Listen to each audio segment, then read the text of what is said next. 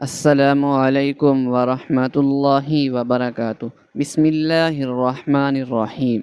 حضرت یعقوب علیہ السلام کے بیٹے، حضرت اسحاق علیہ السلام کے پوتے اور حضرت ابراہیم علیہ السلام کے پڑپوتے کا واقعہ ایسا ہے کہ جسے قرآن کریم میں احسن القصص کہا گیا ہے۔ آج ہم آپ کو اسی احسن القصص کے بارے میں بتائیں گے کہ کیسے حضرت زلیخا حضرت یوسف کے عشق میں مبتلا ہو کر گناہ کی طرف مائل ہوئی، اور پھر سچی توبہ کے بعد ان دونوں کی شادی ہو گئی، اور پھر اللہ پاک نے ان کے بطن سے 2 پیغمبر پیدا کیے۔ ان کی شادی کا قصہ جو کہ ویڈیو کے آخر میں بیان کیا جائے گا، ایک بہت ہی نرالا قصہ ہے۔ ویڈیو کو مکمل دیکھیے گا۔ رائل، جو کہ تاریخ کتابوں میں زلیخا کے نام سے مشہور ہوئی، وہ تیموس بادشاہ کی انتہائی خوبصورت شہزادی تھی۔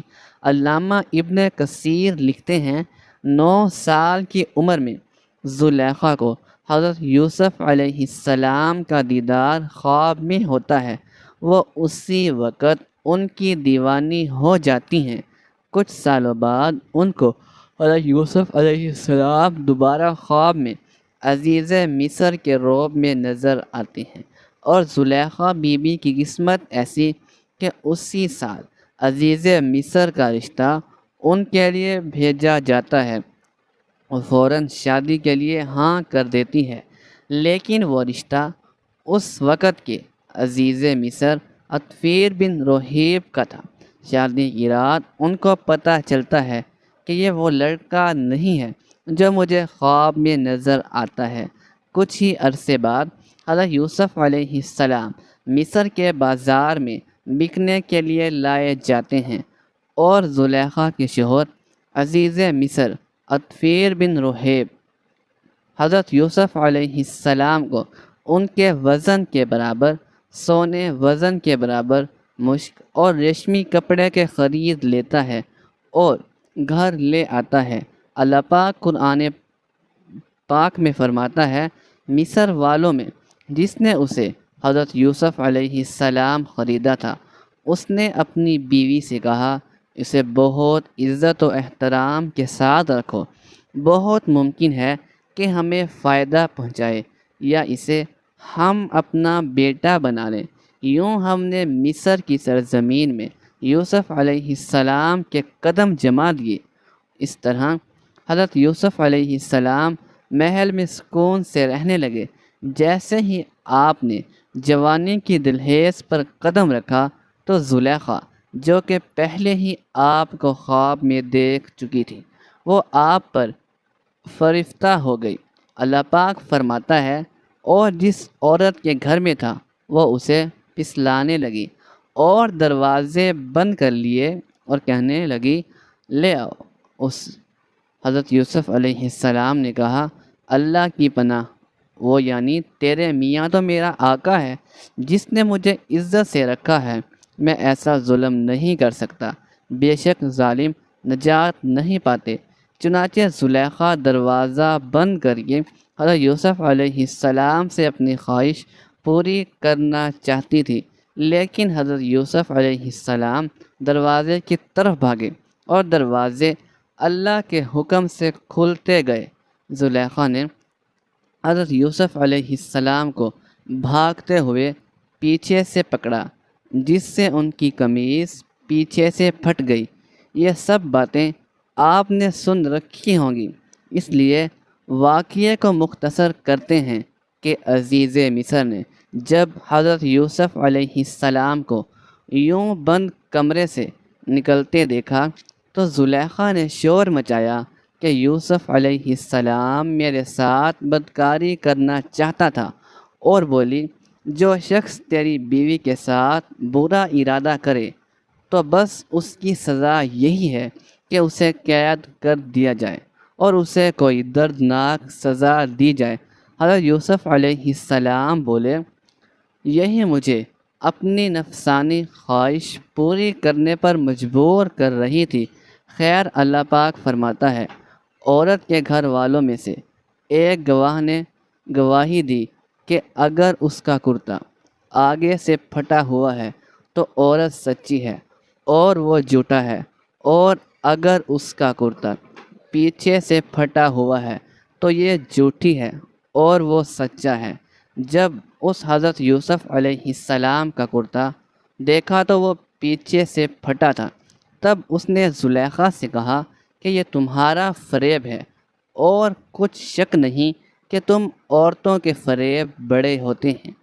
پھر اس نے کہا، یوسف اس بات کا خیال نہ کرو، اور زلیخا تو اپنے گناہ کی بخشش مانگ، بے شک خطا تیری ہی ہے۔ واقعہ بہت مشہور ہو گیا، شہر کی تمام عورتیں زلیخا کو لعن طعن کرنے لگی کہ اپنے غلام کے عشق میں ہی مبتلا ہو گئی ہے، اور عورتوں نے شہر میں چرچا کیا کہ عزیز کی عورت اپنے غلام کو چاہتی ہے، اس کی محبت میں فارفتہ ہو گئی ہے، ہم تو اسے صریح غلطی پر دیکھتے ہیں۔ زلیخا نے تنگ آ کر ایک دن تمام عورتوں کی دعوت کی اور سب کو پھل تراشنے کے لیے پکڑا دیے، اور ساتھ ہی حضرت یوسف علیہ السلام کو ان کے سامنے سے گزرنے کو کہا۔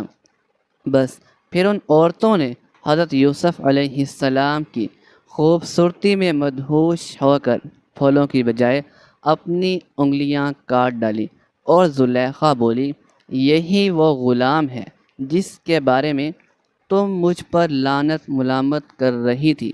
میں نے ہر چند اس سے اپنا مطلب حاصل کرنا چاہا، لیکن اس نے اپنے آپ کو روک لیا، اور جو کچھ میں کہہ رہی ہوں، اگر یہ وہ کام نہ کرے گا تو قید کر دیا جائے گا اور رسوا ہوگا۔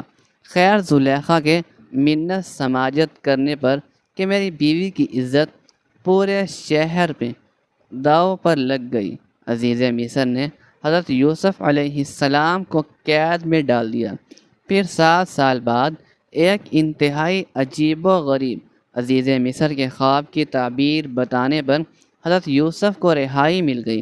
عزیز مصر اپنی وفات سے پہلے ہی تمام اختیارات حضرت یوسف علیہ السلام کے ہاتھ کر دیے، چنانچہ اس کی وفات کے بعد ریان بن ولید نے حضرت یوسف علیہ السلام کو ہی عزیز مصر بنا دیا۔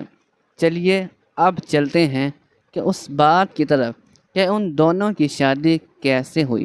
عزیز مصر کی وفات کے بعد زلیخا تنگ دست و محتاج ہو چکی تھی اور آنکھوں کی بینائی بھی چلی گئی تھی، تو کسی نے انہیں مشورہ دیا کہ اگر آپ حضرت یوسف علیہ السلام جو کہ اب شاہ مصر بھی ہیں ان سے اپنا معاملہ ذکر کریں تو ہو سکتا ہے کہ وہ آپ پر رحم کریں اور آپ کی مدد فرما کر آپ کو غنی کر دیں، کیونکہ آپ نے بھی ان کا خیال رکھا تھا اور ان کو عزت دی تھی۔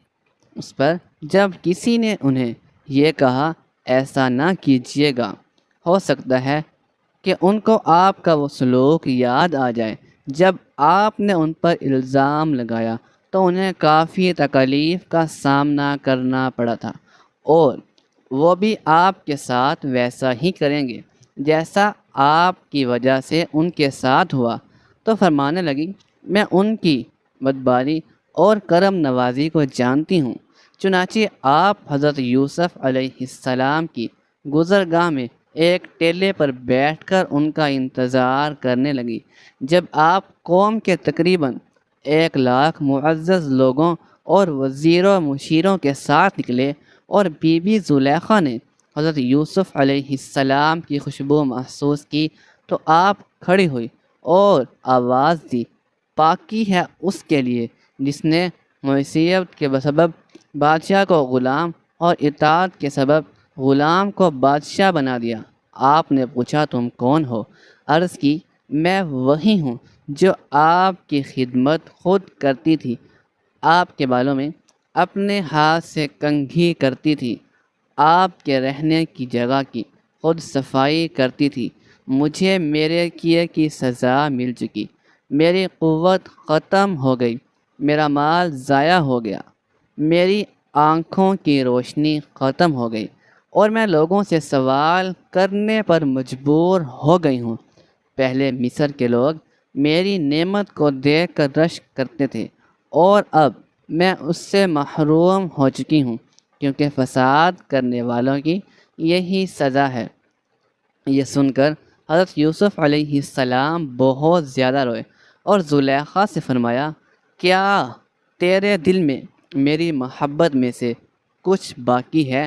آپ نے عرض کی، جی ہاں، اس کی قسم جس نے ابراہیم کو خلیل بنایا، مجھے آپ کی طرف دیکھنا زمین بھر سونا چاندی ملنے سے زیادہ محبوب ہے۔ آپ وہاں سے چلے گئے اور حضرت زلیخا کی طرف پیغام بھیجا، اگر تمہاری رضامندی ہو تو ہم تم سے نکاح کر لیں، اور اگر تم شادی شدہ ہو تو تمہیں غنی کر دیں۔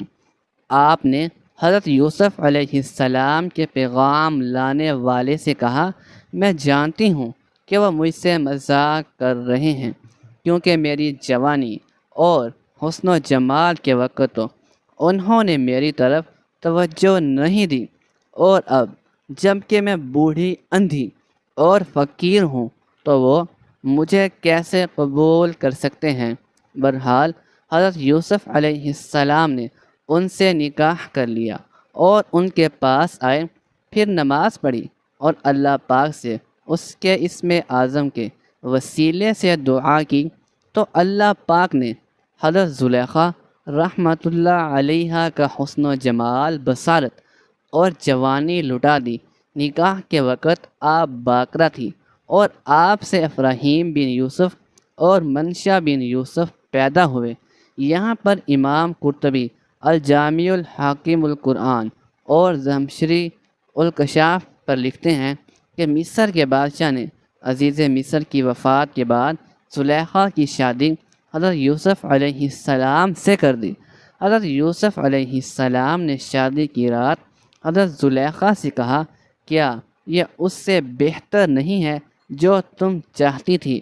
وہ کہنے لگی، اے یوسف علیہ السلام، مجھے ملامت نہ کرو، میں حسن و جمال نازوں میں پہلی تھی، اور میرا شوہر بھی ایسا تھا کہ جو عورتوں کے پاس نہیں آتا تھا، یعنی نامرد تھا، اور اللہ نے آپ کو وہ حسن دیا تھا کہ میرا نفس مجھ پر غالب آ گیا تھا۔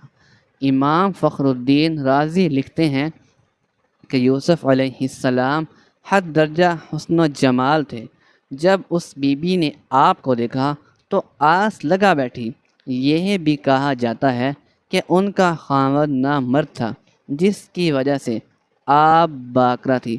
حافظ ابن کثیر لکھتے ہیں کہ عزیز مصر کی وفات کے بعد جو عورتوں کے پاس نہیں جاتا تھا، حضرت یوسف علیہ السلام کی شادی حضرت زلیخا سے مصر کے بادشاہ نے کروا دی، جس سے حضرت یوسف علیہ السلام کے 2 بیٹے پیدا ہوئے۔ اسی طرح علامہ ابوالعیس نصر بن محمد سمر قندری لکھتے ہیں، زلیخا کا خاوند مر گیا۔ ایک دن وہ سرح بیٹھی تھی کہ یوسف علیہ السلام کا اپنے خدام و واشم کے ساتھ اس پر گزار ہوا۔